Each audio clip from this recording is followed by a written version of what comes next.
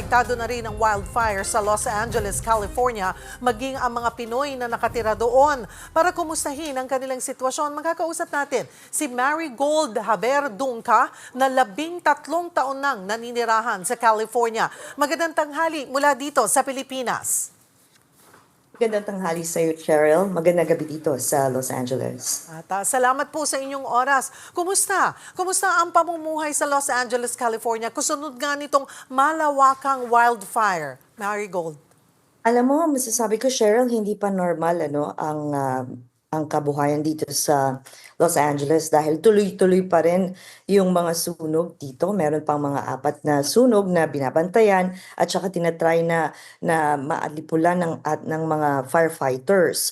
Tapos mga Pilipino dito, pati yung lahat ng mga naninirahan dito sa LA are still on alert dahil we never know kung kailan talaga magkakaroon ng mga halimbawa evacuation orders, ganun, or sabihin na umalis na talaga muna sa mga bahay-bahay o maging on alert at least, hindi ba? Tapos syempre mausok pa at saka masama ang air quality dito sa LA ngayon. Madilim yung kalangitan at saka dahil pa rin sa mga usok sa mga sunog at matindi yung traffic dahil sa mga road closures. Although meron ding mga panahon na like kaninang umaga, papasok ko ng trabaho, halos walang traffic naman dahil meron ding mga apila sa publiko na manatili muna sa mga bahay kung wala namang talagang importanteng gagawin sa labas. So, Marigold, ilang porsyento ng LA ang affected?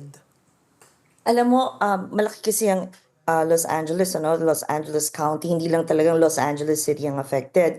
So may mga cities na within the Los Angeles County na apektado. Kaya talagang marami, libo-libo talaga, halos siguro masasabi natin siguro mga kalahating milyong tao ang apektado ng mga pangyayari dito sa itong mga sunog sa LA.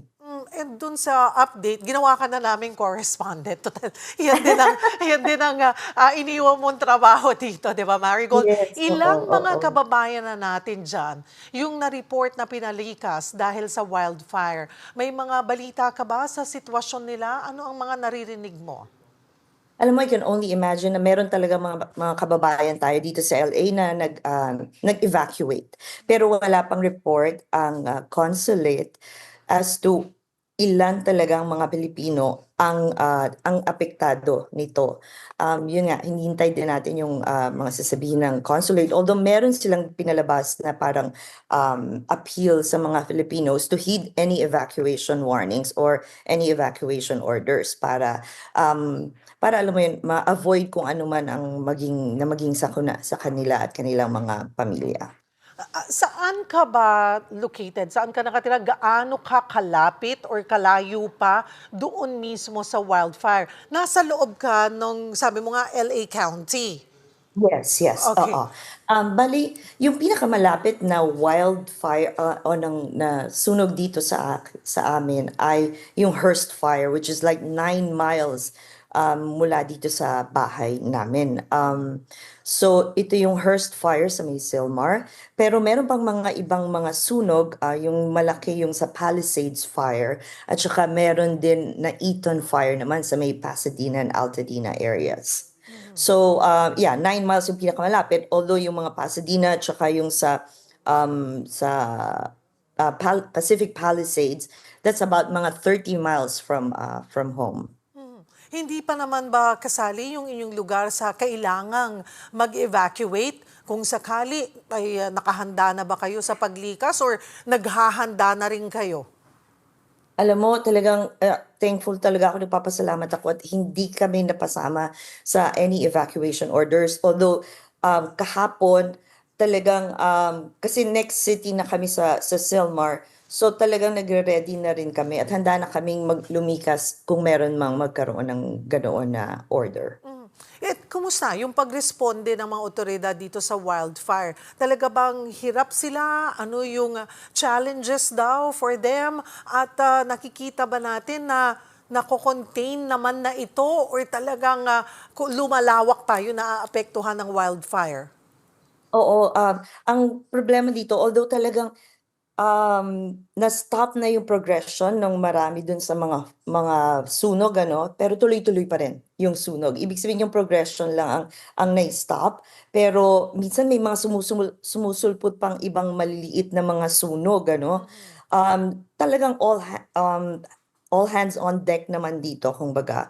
At lahat ng resources ng City of LA, pati mga neighboring cities, pati ibang states, at saka alam ko nanghingi na rin ng tulong sa ibang bansa ang LA para para Alimulat. ma-stop na itong mga sunog dito, Aha. para makatulong yung mga ibang firefighters mula sa ibang lugar ano. Pero it's hindi talaga sapat, hindi enough dahil talagang malakas yung hangin at saka na talagang nagko-contribute na para bang alam mo yon yung apoy lalong lalong tumitindi habang lumalakas yung hangin eh. And talagang hindi enough kumbaga yung resources kung local lang ang pag-uusapan na local resources lamang. At sa higit isang dekada mo ng pananatili dyan, Marigold, may tuturing ba na ito na yung pinakagrabe na wildfire na naranasan dyan? Oo, ito na yung masasabi kong pinakagrabe. Ngayon lang namin na-experience yung ganito. Tsaka kasi, Cheryl, ano, ito yung pinakamalakas na Santa Ana winds na naranasan namin na 80 miles per hour. Kung tutusin yan, kung halimbawa sa Pilipinas, it will be like mga 160 kilometers per hour. Ganun kalakas yung hangin na dinadala nitong Santa Ana winds na talagang siya yung kumbaga nagfa-fan ng flames nung sunog dito sa Los Angeles. So, Marigold, mainit ang panahon. I mean, kaya, 'di ba? Kaya sumiklab itong wildfire, pero may hangin. Actually, hindi talaga mainit, Oo malamig nga, eh. Ang Pasko problema eh. yung very Oo, dry, walang dry. humidity. Oo, Tas yes. walang ulan. Aha. Kaya, yeah, it's been a very dry winter season so far. Kaya yung hangin at saka yung walang humidity, yung dryness ng air, yun yung nagpapalala ng sitwasyon. Maraming salamat sa iyong oras, Marigold, at dasal namin na maging maayos, hindi lamang naman yung ating mga kababayan, kayong mga kababayan natin dyan, but sana'y mahinto na at maapula na itong wildfire nga dyan sa LA County. Mag-iingat kayo dyan. Thank you for your time. Marigold Haber Dungca, Pinay na naninirahan sa LA County sa California.